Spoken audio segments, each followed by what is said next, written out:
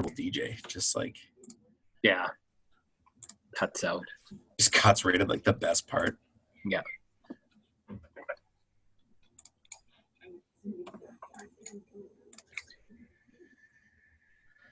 Okay. So, goodness, of course. Day one. There we go. Welcome back, everybody. This is week 6. This is the final virtual sprint school session. Round of applause to you guys. I'm not actually going to clap because it'd be way too loud. We did it. We got through it. It's been a heck of a lot of fun, and I've really enjoyed spending this time with all of you. But I'm really curious. So like all other sessions, we're going to start off with a little bit of a question. And I want to know from you guys, we've had these 6 amazing speakers who've come from varied backgrounds and experiences. You haven't experienced Richard yet, but you're about to. But I want to hear from you guys, what's been something that stuck out to you or your favorite kind of moment of virtual sprint school beta, version 0.1. So type it in the text box. Type it in the text box, or like we always say, unmute your mic, speak up, let's hear it. Give us your best. I gotta say that I really loved Andrew's journey map explanation, and I've used that recently, and it was had really good feedback from the group I worked with, so that was a standout moment for me. Love it. Awesome. You gotta share that with us, Alex. Send us an email about that. Take a picture or something. Sounds good. Yeah, we'll do. Work out loud. We gotta work out loud here. Julie liked breakouts. Awesome. Anyone else? Any other session that people like? What was your favorite session? One more person, speak up. Or type it in the text box. Type it in the checkbox. Analogies, yes. I liked analogies, yeah. That was my favorite personally. So,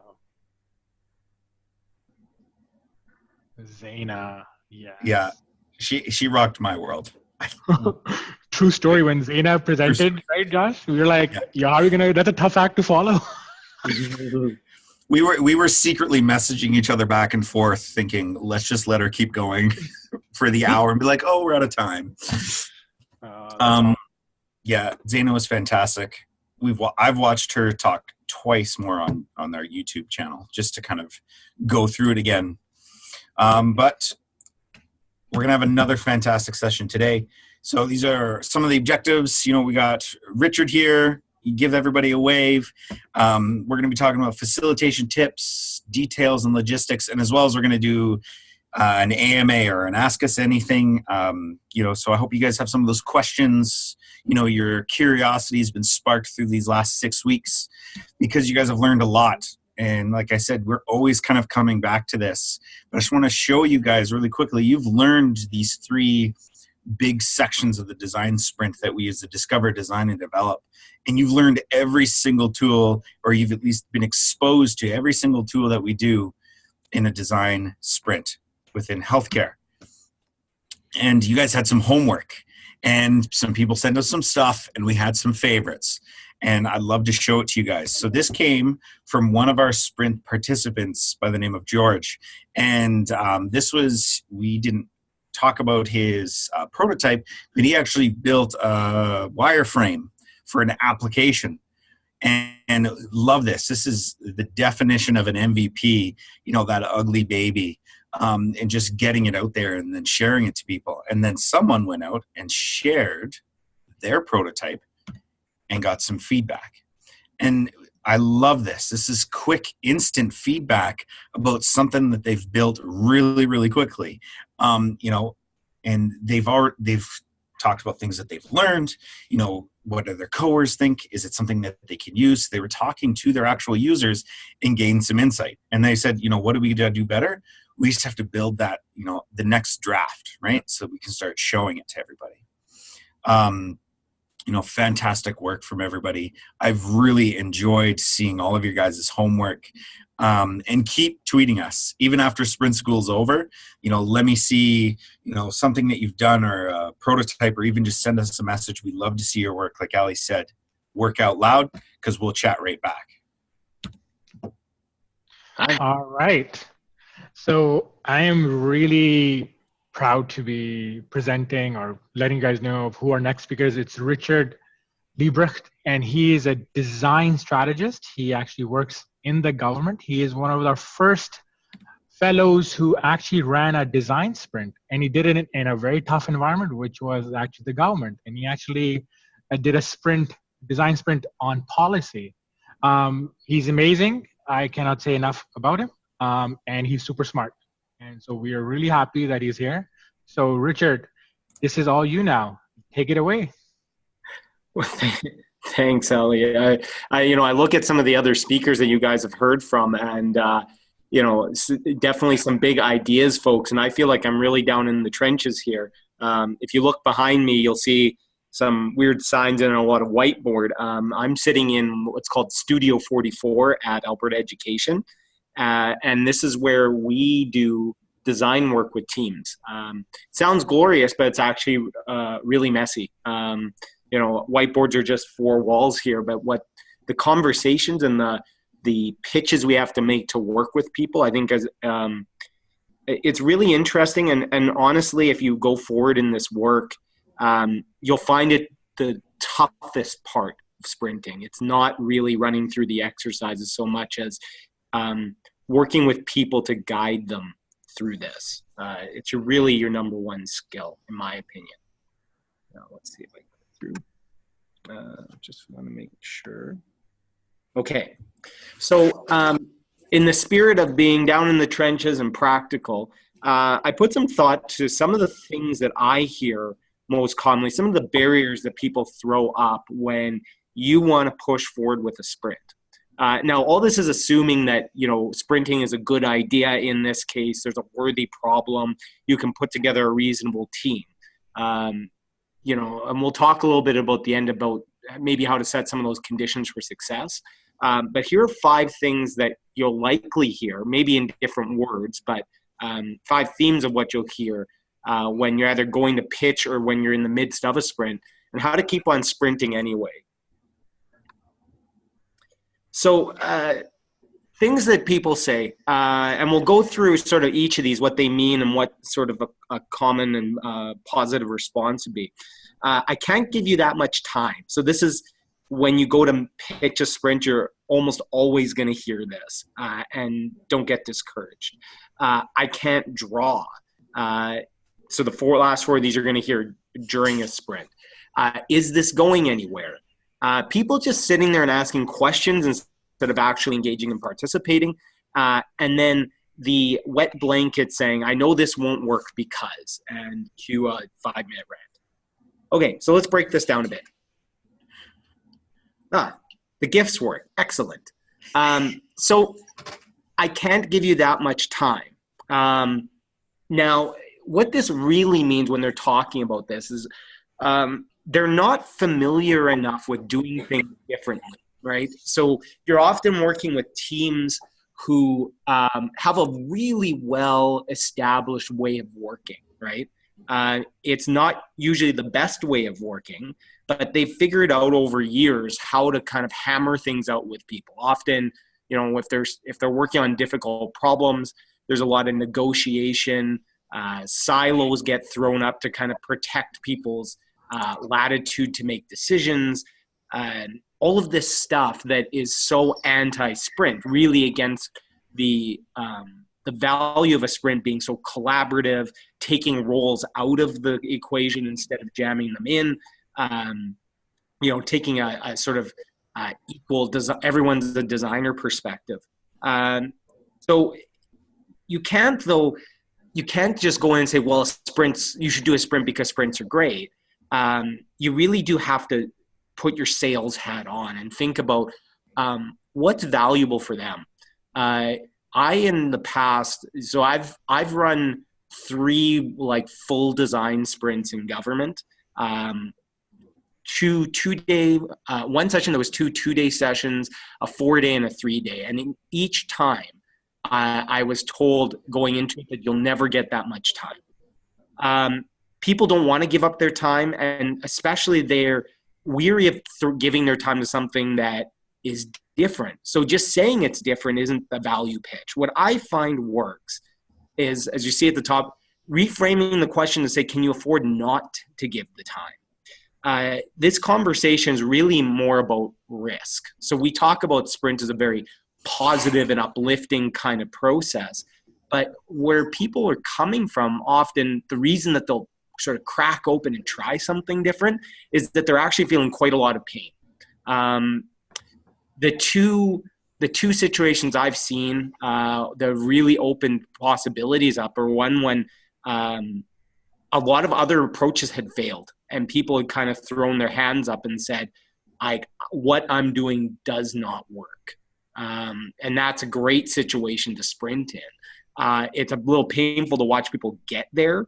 But if you pick your timing right, you can jump in and say, well, I've got a different way of doing it. Are you willing to try it? Because right now, without something different, you're gonna struggle, and people are open to that.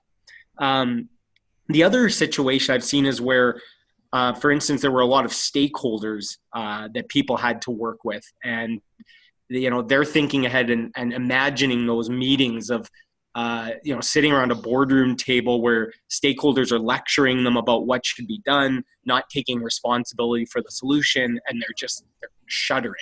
So you have that conversation around risk that, yeah, you can go into that situation, do things the old way, but if you're honest with yourself, what are your chances of success, right? What are the chances you're going to be able to convince people to align and get on side? What are the chances that you're going to be able to control the conversation?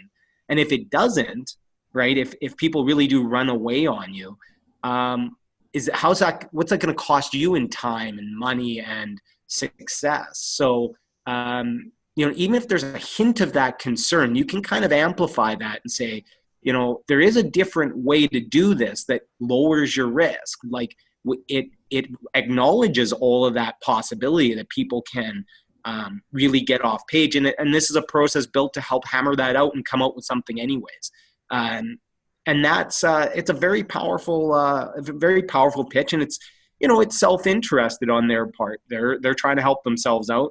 They just need to let you help them do that. So I don't see anything wrong with that. So the next thing we're likely to hear, come on. Went too far. Okay. So on the lighter side, I can't draw. These are, this comes from well-meaning folks. Like, people just are very, very, very self-conscious about things. But rest assured that absolutely everyone is a visual thinker. There's a fellow named Dan Rome who wrote a book, I think it's called On the Back of the Napkin. And it's not about sprints. It's actually just about generally running better meetings. And he laid out a really simple canvas, and I don't even need to show you it. It's so simple. Showing how almost anything can be explained in a very simple visual format. So for instance, the essential question you're asking is where? Where should we go? Maps are things that tell people where to go. So creating a visual roadmap of a strategy, for instance, is really effective because people recognize a map symbolically when they see one. Most people know how to read maps, some better than others. But, if you keep it simple, people know that format of you start at A and you end at B, and there's a bunch of waypoints in between. So, and the map's not hard to draw, right? A bunch of nodes with some wiggles in between, and you've got an image. If you want to tell a story of how or how many, you can draw things in groups and counts and clusters, right? People automatically see when they see a cluster of images, they count them. It's just what we do. And even in terms of answering the why or telling a story, interestingly, line graphs are something that people inherently know how to read. They know how to follow from the bottom to the top and see if something's increasing or decreasing, and that's always meaningful to people, right? So you can frame just about any kind of conversation around a graph that shows an increase or a decrease in something, right? So Dan Rome, and I'd encourage you to search him up if you want to get a bit more into it. But the pitch to people is to basically say that drawing makes it easier to express your big ideas. The bigger the idea, the harder it is to describe it in words. So sprints are all about externalizing your ideas, getting it down on paper so that you and other people can react to it. And the quickest and easiest way to do that is to doodle stuff. I try and remind people that the drawing is not the product, right? It's just a way to figure out how to get to the product. So it doesn't matter what the quality is. People are still going to push back sometimes and just say, just give me 5 minutes. Give me a one crazy eights exercise and just try it, right? We promise we won't share them on Instagram. It's fine. It'll stay in this room. We'll shred it after if that makes you comfortable. But give it a try. There. Okay. Is it going anywhere? Is this going anywhere? You might get this ahead of the sprint. You might get this in day one for sure. If you're getting it in day two, it might be a time to step back and reevaluate a bit in a 2-day sprint format. But it's basically it's people's reaction to ambiguity. Okay, so sprint is meant as a process to help people delve through ambiguity, but it doesn't eliminate it. It does, especially off the start, right? Divergence, especially since people aren't used to thinking divergently, it's really uncomfortable. And when people get uncomfortable and ambiguous, they generally want some landmarks, right? It's why if you're a hiker, seeing those little rock piles along the way is so comforting, because then you kind of know that you're following in someone else's path. So that those waypoints can be valuable. You don't want to get people too into the format of it. Like, they don't need a full facilitator agenda. But I always make like a 1-slide kind of process chart that just says, this follows this, follows this, follows this.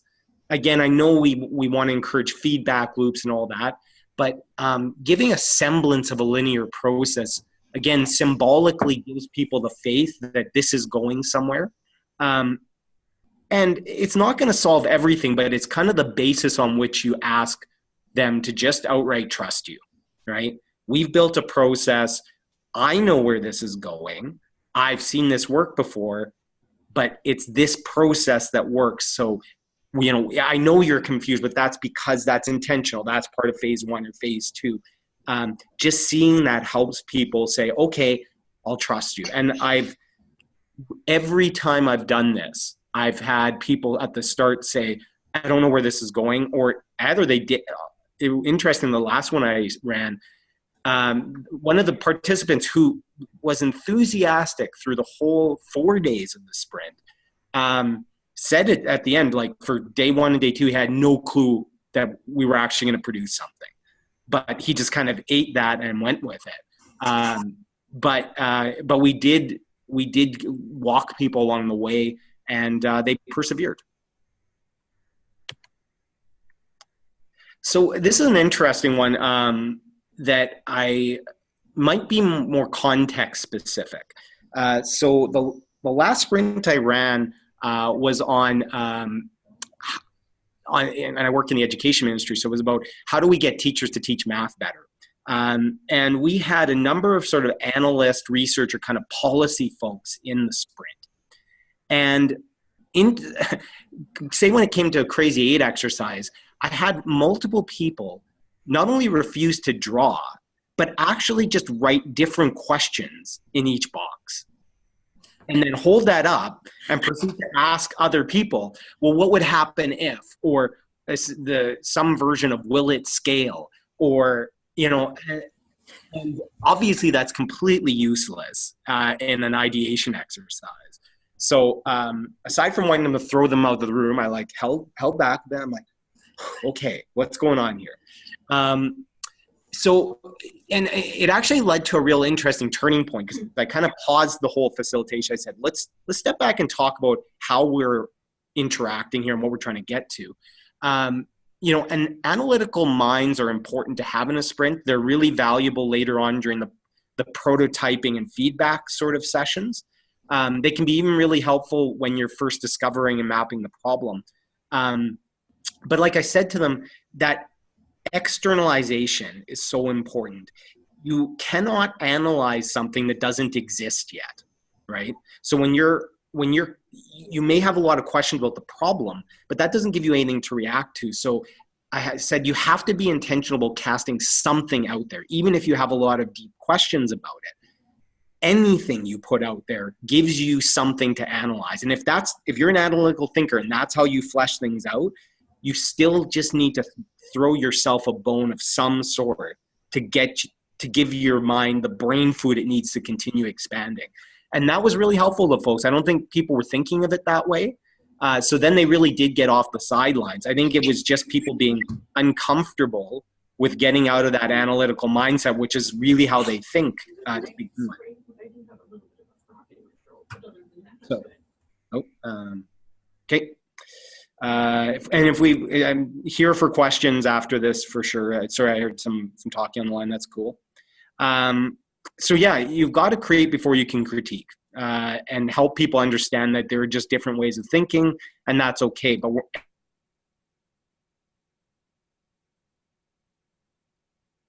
okay, and too far. Okay, there we go. So I know this won't work because, and this is more a problem in the prototyping stage, maybe even at ideation if people are really like sopping wet blankets. What this is actually about behind the scenes is people being stuck in the expert mindset instead of the designer mindset, right? So to me, in a sprint, we bring people to the table, and yes, they bring knowledge and perspective, and that's valuable, but we kind of treat everyone as having an equal right to create, right? And that's important because we need those different perspectives expressed to help build our ideas. Keep in mind that a lot of the people that are coming in your sprint, day to day, they're expected to be the expert on something, right?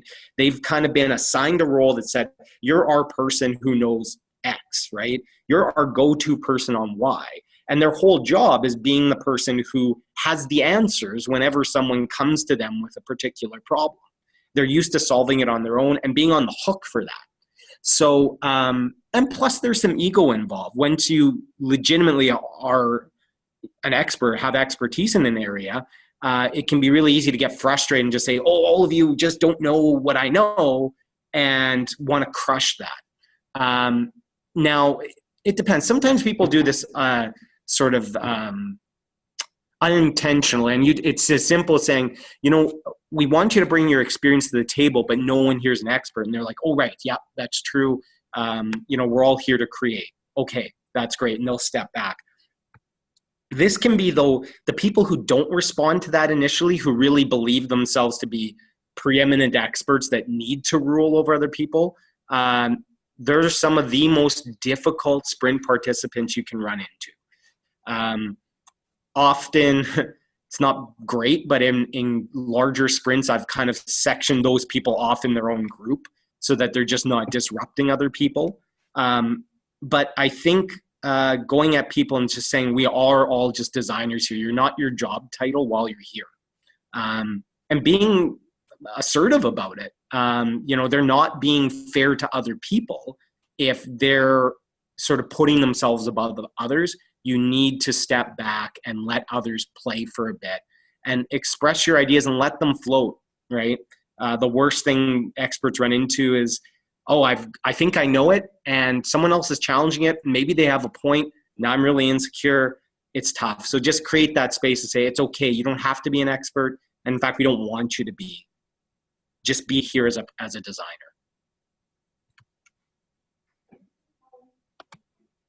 Okay. So those were the 5 things that I commonly hear. Honestly, though, between those 5 things, that captures most of the objections and barriers that I run into at facilitating sprints. There's always unique cases and special people, but if you can, take my tips and then further think about, how would I respond to that? How would I prepare myself to lead through that? If you can get through those 5 objections, you're going to be able to sprint, and you're going to sprint pretty damn well. So some final thoughts, sort of just setting the context for some of these barriers to be removed before you get there. The first one's harsh, but shed the dead weight participants. People who are unlikely to yield their perspective, like on the last one. People are just going to always see themselves as experts, and they're not going to listen to other people. That moves beyond constructive, like challenging, to like immovable rock. Try your best to keep them out of the sprint, or like dilute them in a larger group and put them off in the corner to play. It's savage, but if they're one of those people they're told has to be in the sprint, manage around them, because they really can sink other great people and doing great work. I've usually run some sort of pre-sprint class or some sort of at least familiarization session ahead of time. And that's ranged from like a 1 hour conversation to like a 2 hour session where we played with some of the tools. I've even run full day sprint courses for areas that I think I was going to be sprinting with in the near future, just to get them ready for the tools and the process and to feel a bit comfortable ahead of the time. So again, in an ambiguity, if there's even a hint of familiarity around it, it makes your life way easier. Another useful thing I think in getting people to sort of actively participate is to get them involved in the pre-research you do. If you're doing any user research, secondary research gathering ahead of time, get them to help collect it, do interviews, do lit reviews and stuff. And then I've also held pre-sprint sort of digestion sessions where we had like reams of information we got together just to whittle down what's important. People are more mentally engaged and empathetic than even coming in. So they are going to take down their own barriers for you. And then finally, it's so important. I think a lot of the magic of sprinting is how it keeps people grounded in the user experience. So when make sure that the information you bring creates a rich picture, gives people lots of information, help them empathize. And then when things get heated, keep bringing it back to that third perspective. That helps combat people sort of getting into that positional debate and get them working together as a cohesive team because they're uniting to solve a problem for someone else. And that is really transformative for people. I've seen groups that are usually at loggerheads, start to recognize each other's perspectives just because they were focused on someone else for a little while. So that's what I know about some of the barriers that you'll run into going to sprint. None of these are so substantial that they should stop you from trying or that they'll sink your success if they're not, unless you completely don't manage them. You can sprint past all of these. Awesome. Richard, that was really good. It's actually, I was just thinking to myself, it's exactly all the things that Josh and I and our team, when we have done sprints, we have heard all of them quite nicely. I wanted to just open up a mic right now and text box if people have any questions for you they want to ask. Sure. All right. So why don't we actually go into our breakout activity now? So this one is going to be an interesting one. So you heard Richard. What really want you to think about is, what are you scared of? So now we're teaching you about sprints. And actually, before we do that, Kelly had a question. Richard, do you want to answer that? Yeah, what do you do when the non-participant is the leader manager? So one great way to deflect that is to one of those classic fail up maneuvers is promote them to the decider or the sponsor role, if possible. Right. So if you're worried that they're going to come in and sort of try and steer the process, and if they have the authority to do so, then just recognize that and say, that's great. We'll invite you in at key points to help make some key decisions, and we'll go from there.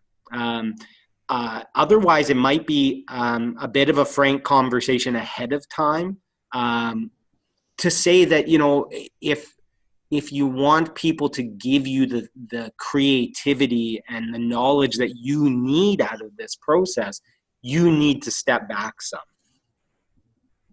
Not all deciders are managed up. I'm talking about, they're not even the best ones, but if you can take that barrier out of your way, so be it. So be it.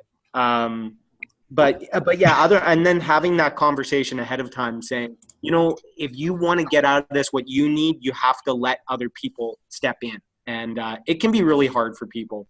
And sometimes people come in with that iron glove, and maybe that's just where your organization is at culturally, and you just have to sprint anyway. Richard, I had a question around people want to involve patients. And we are now in a co-design movement in healthcare. Yeah. What has been your kind of perspective? Like, do you involve them from day one, or do you get them on day two for user testing? Like, what's been your experience?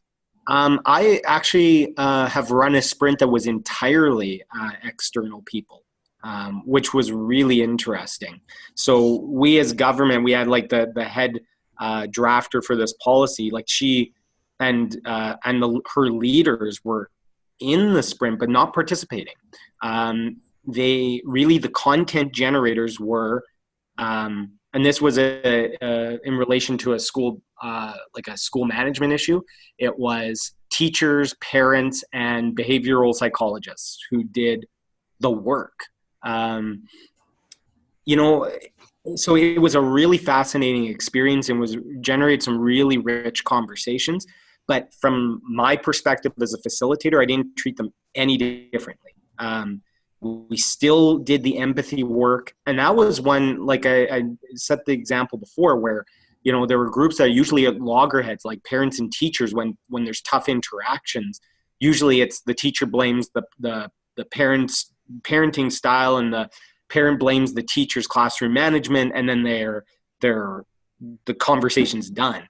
I walked them through a journey map of how an interaction goes when a student and a teacher conflict, and said, well, why would the teacher make certain decisions? Why did the student make certain decisions? And, parent and teacher standing beside each other saying, oh, okay, I get where the teacher's coming from. And I see why the students, acting the way they are. And powerful conversation changer. It's totally possible. I encourage them to be full participants. Bring them in for the whole process. That's a valuable perspective, right? I think that's not only the best practice, but a very advisable practice. If you only have limited access, like for reasons of organizational restrictions or just schedules and stuff, building in some strong feedback at the time at the end is really useful. Coming in and telling lived experience stories at like the first morning of day one can absolutely set the tone, right? You're trying to build empathy. Someone coming up there being vulnerable and telling a story can change the whole tenor and product of a sprint. So I think that's a great way to bring people in if they can't be there the whole time. Awesome. All right, I'm gonna now ask, go into our breakout sessions. So what we're gonna ask you is, so you've heard Richard, and you might be thinking about doing a sprint, maybe even trying a few things. And I want you to think about within your breakout sessions, what are you scared of, right? What is holding you back something of jumping into a sprint? Okay, and we're gonna give you guys 5 minutes. I'm gonna put you guys in breakout rooms right now, and you'll come back in 5 minutes.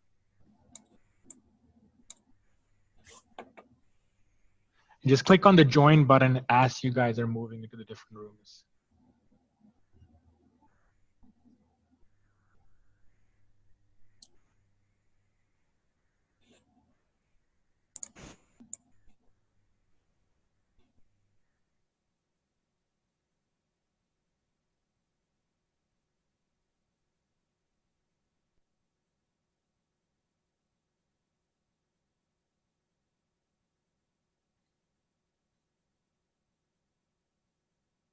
breakout room sent me back here. It was really weird. It kicked me out. 1 second. I'm gonna. Aha.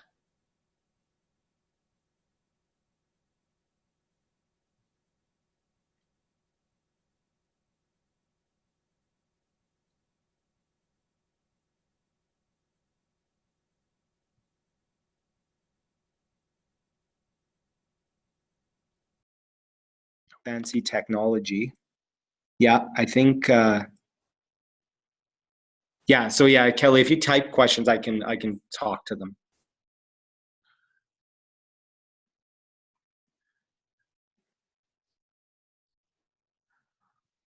Ali, we had Alex in here before, but yeah, I can see that. I can see that, Kelly. Are there some technical difficulties there? Yeah, Alex was in here and she was in the midst of speaking and then she got booted. So I don't know what happened. Oh no. Yeah.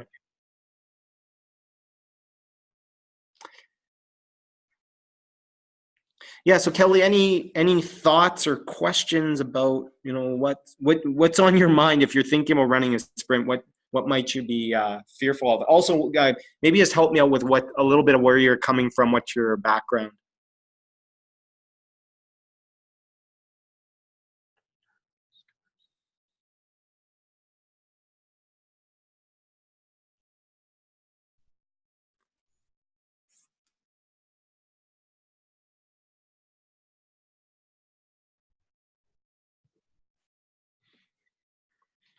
Okay, yeah. UI for Access and Efficiency Provincial Program. Okay. Doing God's work.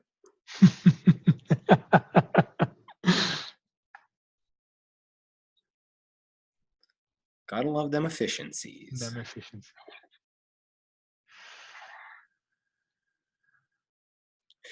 Leadership. So what kind of leaders, like what grade of leaders are we talking about? Like how high up the chain?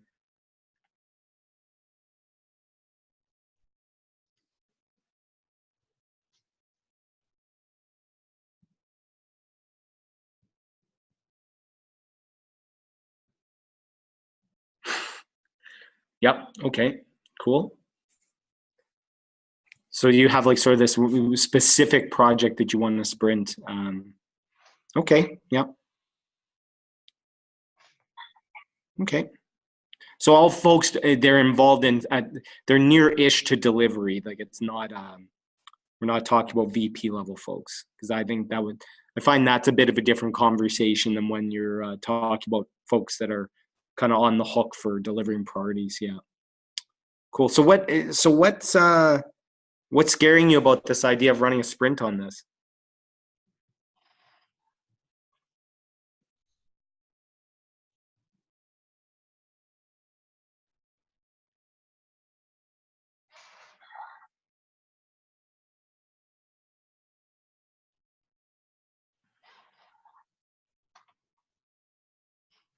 Ali, what's scaring you?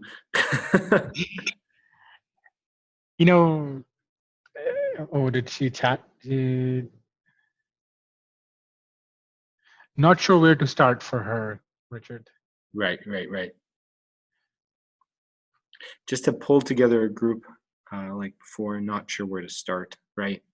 Do you think, Kelly, that there's, do you anticipate there'll be, or like, I don't know where you're at when your process, but do you anticipate there's going to be problems selling this, or do you think, or are we thinking more from a facilitation perspective, like how to start, like planning and running the session?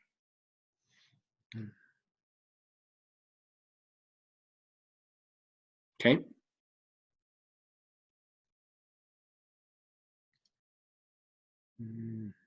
Okay.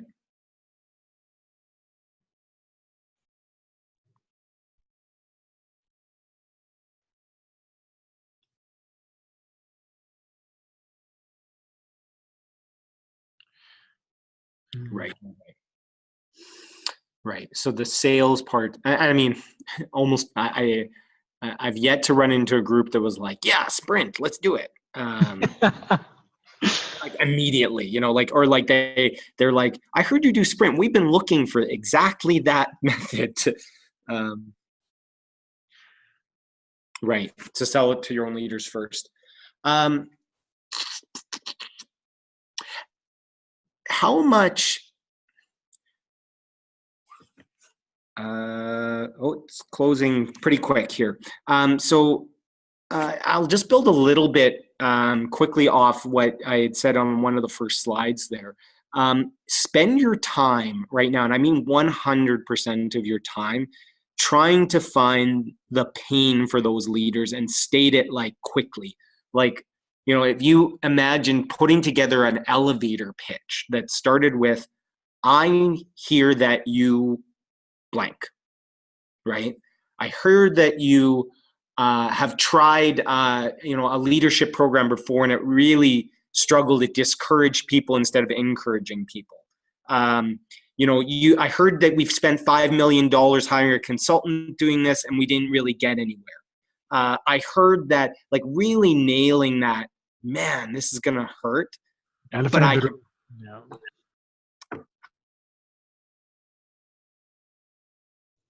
And we are back. Okay. And we're back. Hi, Josh. Yeah. Hello. How was your breakout? Fantastic. How about you? It was not bad. We had some technical difficulties, but we figured it out. Technical difficulties, of course. Last day, right? Yeah. Okay. So I want to hear from you guys. What's something you talked about? What's your fear? What makes you worried? What did you guys talk about in your break room? Let's pick on someone, Josh. Let's pick on someone? I want to pick on, what about John? We talked sort of about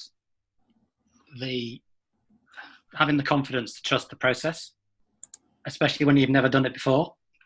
It's it's a big leap of faith, I think, to say this is going to work, and it might not work the first time, but if we do it enough, it's going to be good. Love it. I remember my first sprint, and I did it on the most easiest thing I could do, which was we used to do these patient safety bulletin kind of posters for staff. And we said we want to make it, I don't know if it's working for staff right now. And we just did it, and it was awesome. It was the easiest thing I could try within my control and could get permission for. And that gave me creative confidence to do the next big one. So great, good point. All right, let's move on, Josh. All right. So we're going to be talking a little bit about details and logistics with you guys.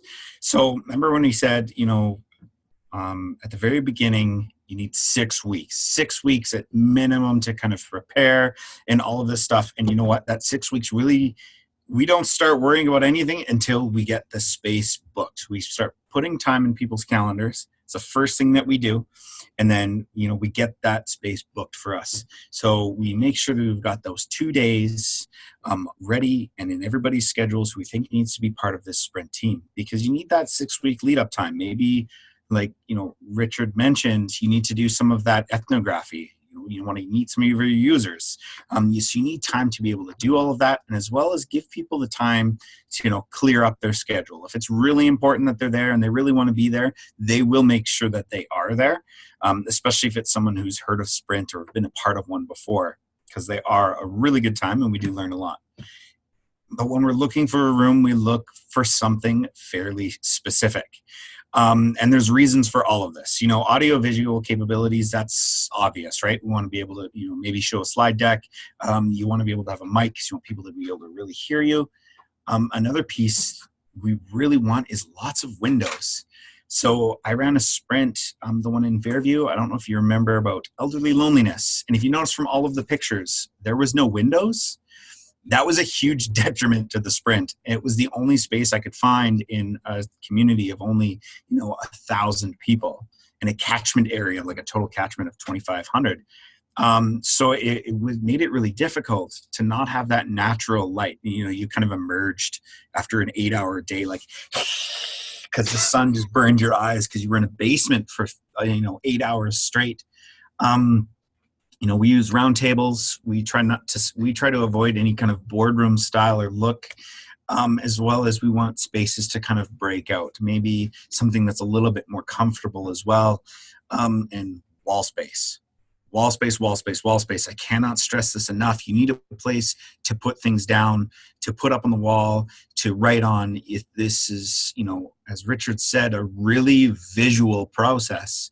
And the last thing you want to do is kind of start hiding things. So you want everybody to be able to see everything that you're writing down, be able to reflect on it and think about it, especially when you're transitioning from that, understand phase and into that ideation phase. You don't want to forget what you just learned, so it needs to be up there for everybody to see. And of course, the ground rules. Setting that space for everybody is really important. The yes and. This is, good enough decisions. This is not consensus. We always say to everybody, and we prep them for this as well, that this is cell phone free zone. And we understand, this is healthcare, right? It's really, really important for people to be able to answer their email and text because sometimes there's emergencies. And we understand that, but we just say, please politely leave the room. Confronting elephants, no place for ego. Those are all things that are really, really important and that you can address during the sprint. So, Ali, do you want to start? Why didn't you start the pre-sprint, Josh? And then sounds good. So we kind of teased this on Twitter for you guys already because we were super happy with how it turned out. But we built a journey map as a facilitator, what it is like to kind of facilitate and run a sprint. So that's that planning piece, running day 1 and day 2. And from our perspective, from people on our team and ourselves who've actually gone through this. So the pre-sprint, that's that very first thing is that problem framing, right? So I don't know if you guys remember Ariel Sims from her talk on problem framing, but you live and die by your problem framing. What you produce is only be as good as how you frame that problem. So we really talk about is this a sprintable problem? And we need to make sure we're solving the right thing. And you get a little excited, right? You're kind of like, okay, I got this new tool, or I've got this tool I've done before, and I'm looking forward to do this. And then you jump into building the team, and you're like, holy cow. OMG, it's hurting cats. I'm having a hard time getting people to, take time off to come and do this. I'm really nervous about maybe this is too many devil's advocates or too many naysayers. But like Robin said, it's good to have a devil's advocate. So you need to at least have one. But you feel a little bit of the stress. And then you get to your setup piece. And, you're really hoping you've got all the right players. And you really want an epic win. But like what we've talked about, even if it's a failure, it's that efficient failure and you still are learning. But as a facilitator, you're still like, fingers crossed, it has to be epic. Yeah. And then, day 1 starts where you're there. And the first morning is it's a little scary because there's a lot of perspectives coming. And we're trying to understand this problem from multiple levels. And there's a little bit of, oh shit happening. Like, oh my God, this is getting complicated. And so the morning gets a little bit agitated and frustration builds up because everyone's just trying to figure out what the problem is and what we're going to nail it down. But then slowly as you move towards ideation, the energy starts to build up a little bit where people are just now moving the generation mode and trying to say, okay, you know what, we can do this. We have some solutions that are coming to our head. And then people land on a decision, and it's a little bit, that's another bit of a uneasy kind of territory because there might be competing perspectives on what is the right solution to do. And by end of day 1, this really gets to the point. Okay, day 2 is coming. Oh my God, we did make a decision on a solution or 2 solutions, and now we got to figure out how we're going to do this. And then day 2 starts, and that's. Sorry. And that's when you get into that storyboarding piece. You've picked something now. But as a facilitator, your perspective is kind of, I hope they do this, but I hope they're also brave. I hope that they put out, this ugly baby or something that's maybe big or innovative and you really want them to present something that is different than what we're used to always seeing. And then they actually build it. You're like, hands in the air. They've built something that they can show, even if it's a stress ball made out of packing tape, Allie, with a phone number on it. But we've created something that we can show to our users. And then you get into the test piece, and you get a little intrigued. Like, I'm excited. I'm curious to see how they're going to react to showing their prototype or that ugly baby. And then you get to this debrief where you kind of pull all of this information that you've gathered. You've learned so much. And as a facilitator, you're kind of like, you're like hyped. You're like, oh, yeah. And you just think, I really hope that they stick with this. I hope that they persevere and continue to iterate and change something in their prototype, because, as a facilitator, you see that this is innovative. This is something new, and it can have a drastic impact on your users and the way that they experience healthcare. Let's pause here for a second. If you go back, Josh, I want to open up the mics for people, or the text box, chat box. Do you have any questions on this? This is for us, is trying to put this whole thing into kind of perspective, like the big picture of how this kind of 2 days and the pre-sprint work. Any questions for people here? All right. Okay, well, we'll still give you an opportunity at the end of the webinar to ask questions. Let's keep moving. So what happens is 2 days are done, right? People came up with a solution, which was either it was an epic win, efficient failure, or, it just wasn't the greatest thing ever. But now by the end of day 2, you've kind of created a little bit of a debrief saying, okay, we got to do these things next.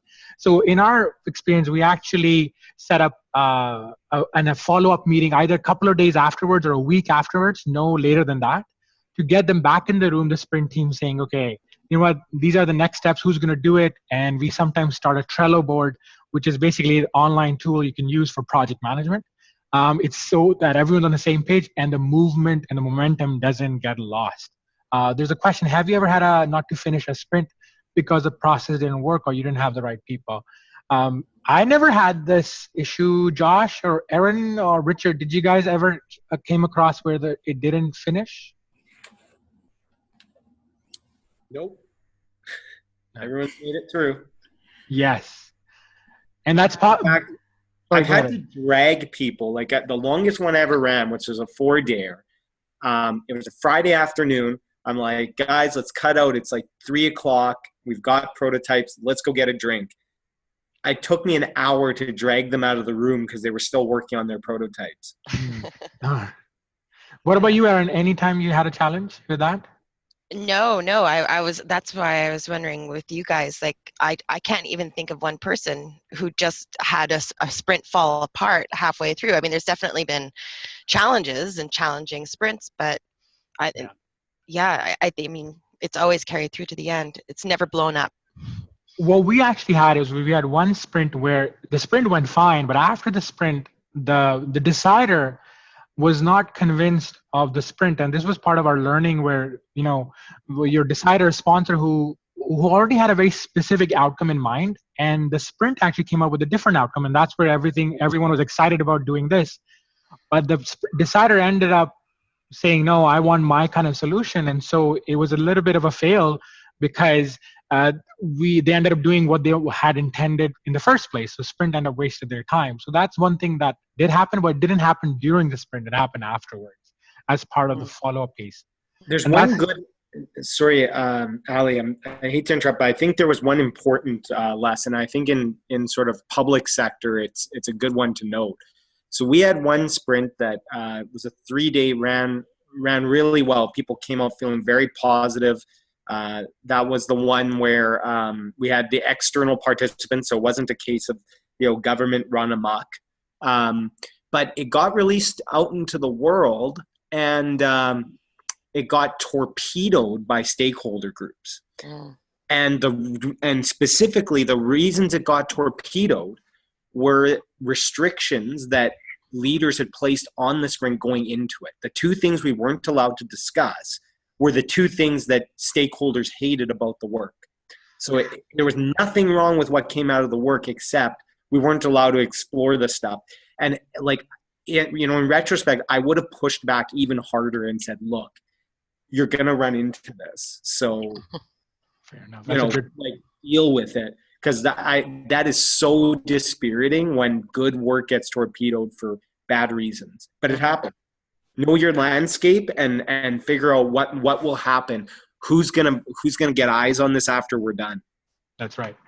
So this is kind of the end for our webinar, and we have a few things before we jump off. We wanted to show you a few things that we want to summarize. So key takeaways for this whole thing about when you want to do a healthcare sprint is, number one is just do it.